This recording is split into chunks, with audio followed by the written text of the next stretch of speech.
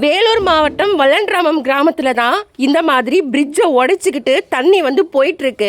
ஆக்சுவலாக பிரிட்ஜு உடஞ்சி 10 வருஷம் ஆகுது.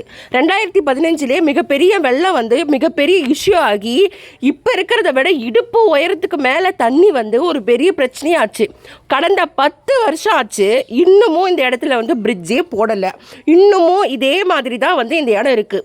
இந்த வழி வந்து வல்லண்டராமம் மற்றும் பனங்காடு கிராமத்தை வந்து இணைக்கிற பாலம் தான் இது. ஆனால் இந்த பிரிட்ஜை கட்டாமல் 10 வருஷமாக வந்து அதிகாரிகள் வந்து அலக்கடிச்சிட்டு இருக்காங்க. பனங்காடு கிராம மக்கள் தான் பனைமரத்தை எடுத்துகிட்டு வந்து போட்டு அது மேலே மண் கொட்டி அவங்களுடைய போக்குவரத்துக்காக தான் இந்த பாலத்தை வந்து இப்போ தற்காலிகமாக அமைச்சிருந்தாங்க. வருஷம் இந்த மாதிரி தான் தண்ணி வந்து அது எல்லாமே அடிச்சுட்டு போயிடும், திரும்பியும் போடுவாங்க, அடிச்சுட்டு போயிடும், திரும்பவும் போயிடுவாங்க. இதே தாங்க போயிட்டுருக்கு. வருஷம் விஏஓ வராங்க, வட்டாட்சியர், கோட்டாட்சியர், மாவட்ட ஆட்சியர் எல்லாமே வந்துட்டு தாங்க இருக்காங்க. ஆனாலும் இன்னமும் இந்த ஏரியாவுக்கு வந்து ஒரு தீர்வு கிடைக்கல.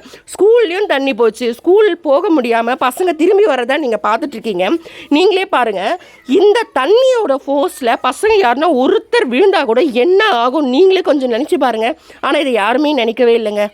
அது மட்டுமா, இப்போ நீங்கள் பார்த்துட்டு இருக்கிறது வந்து வல்லன்ராமம் கிராமத்தில் உள்ள அருந்ததியர் காலனியுடைய காட்சியை தான் நீங்கள் பார்த்துட்ருக்கீங்க. 10 வருஷம் ஆச்சு. 10 வருஷம் இல்லைங்க, இது ரொம்ப காலமாச்சு. 20 வருஷம் 25 வருஷம் ஆச்சு இந்த மக்களுக்கு வந்து ரோடு போட்டு கொடுத்து. இன்னமும் இந்த அருந்ததியர் மக்களுக்கு வந்து ரோடு சாலை வசதி வந்து போட்டு கொடுக்கல. நீங்களே பாருங்கள், இப்போ நம்ம போயிட்டுருக்கிற இடம் வந்து சாலை தான், ஆனால் ஏதோ ஒரு காட்டுக்குள்ளே போகிற மாதிரி தானே இருக்குது. நீங்களே பாருங்கள், சில பேர் வந்து இந்த மாதிரியெல்லாம் இருக்குதுன்னு சொல்லிட்டு இந்த இடத்த விட்டு காலி பண்ணியே போயிட்டாங்க. பள்ளிகளுக்குள்ளும் வெள்ள நீர் புகுந்து இருக்கு. வருஷம் அதிகாரிகள் வந்து பார்த்துட்டு தான் இருக்காங்க. இன்னும் ஒருத்தரும் இதுக்கு ஒரு நடவடிக்கை எடுத்ததா இல்லை. இந்த வருஷமும் பார்த்துருக்காங்க, பட் இனிமே தான் என்னென்ன பண்ணுவாங்கன்னு தெரியும்.